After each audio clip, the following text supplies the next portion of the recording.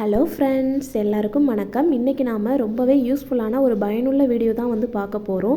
இன்றைக்கி வந்து சளி, இருமல், மூக்கடைப்பு, தொண்டை கரகரப்பு இது எல்லாத்துக்குமே வந்து ஒரு 2 ஹோம் ரெமெடி தான் வந்து இங்கே பார்க்க போகிறோம். இது கண்டிப்பாக ரொம்பவே யூஸ்ஃபுல்லானது. இதை நீங்கள் வந்து ட்ரை பண்ணிவிட்டு கண்டிப்பாக உங்களுக்கு வந்து யூஸ்ஃபுல்லாக இருந்துச்சா இல்லையான்றதை கண்டிப்பாக நீங்கள் வந்து கமெண்ட் பண்ணுங்கள். பார்க்குற எல்லாருக்கும் ரொம்ப யூஸ்ஃபுல்லாக இருக்கும். வாங்க இப்போ எப்படி செய்யலான்னு வந்து பார்க்கலாம். வந்து டீ குடிக்கிறதுக்கு பதிலாக இதை வந்து எடுத்துக்கலாம்.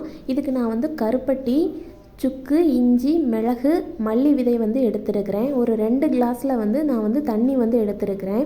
இப்போ வந்து சுக்கு, மிளகு, இஞ்சி இது எல்லாத்தையும் நல்லா வந்து தட்டி எடுத்துக்கலாம். 1.5 ஸ்பூன் அளவு மல்லி எடுத்துருக்கிறேன். ஒரு 10 மிளகு, அப்புறம் இஞ்சியும் சுக்கும் ஒரு சின்ன அளவில் ஒரு பீஸ் வந்து எதுவுமே ரொம்ப அதிகமாகவும் போட்டுறாதீங்க. ஏன்னா வந்து இதில் வந்து ரொம்ப வந்து காட்டமாக இருக்கும். நம்ம குடிக்கிறதுக்கு ஏற்ற அளவுக்கு நாம் வந்து சேர்த்துக்கணும். இது வந்து 2 பேர் குடிக்கிற அளவுக்கு நான் வந்து போடுறேன். இப்போ வந்து சளிக்காக நான் வீட்டிலே செஞ்ச வந்து பொடி வந்து எடுத்துருக்கிறேன். நம்ம வந்து டெலிவரி டைமில் வந்து நம்ம பேறுகால மருந்துன்னு ஒன்று வந்து நமக்கு வந்து கொடுப்பாங்க. அந்த இதில் சேர்க்குற எல்லா திங்ஸும் சேர்த்து வந்து அரைச்ச பொடி தான் இது. இந்த பொடி இல்லைனா வந்து இதை வந்து இக்னோர் பண்ணிக்கோங்க. இதுக்கான வீடியோ நெக்ஸ்ட்டு வந்து நான் போடுறேன். இப்போ நம்ம இது எல்லாத்தையும் நல்லா வந்து கொதிக்க வைக்கணும். தண்ணி வந்து அந்த சாறு எல்லாமே அதில் இறங்குற அளவுக்கு நம்ம கொதிக்க வைக்கணும். நல்லா கொதிச்சதுக்கப்புறம் அந்த சாரெலாம் இறங்கினதுக்கப்புறம் நான் வந்து ஒரு கருப்பட்டி எடுத்திருக்கேன். அதில் வந்து பாதியை வந்து சேர்த்துக்கிறேன். இதில் வந்து கொஞ்சம் கருப்பட்டி அதிகமாக தான் சேர்க்கணும். ஏன்னா வந்து சுக்கு, இஞ்சி எல்லாமே ரொம்ப வந்து காட்டமாக இருக்கும்.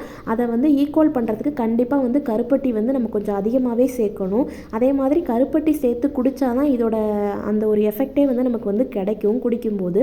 இப்போ இதை வந்து சூடாக கொஞ்சம் நல்லா குடிக்கும்போது தொண்டை கரகரப்பு நம்ம குடிக்கும்போதே தெரியும். தொண்டையில் வலி எல்லாமே குறையும். குழந்தைங்களுக்கும் கண்டிப்பாக இதை நம்ம வந்து கொடுக்கலாம். அவங்களுக்கு டைஜஷனுக்கும் ரொம்ப நல்லாயிருக்கும். சளி, இருமல் இருந்தால் அவங்களுக்கு கண்டிப்பாக இது வந்து க்யூர் ஆகும்.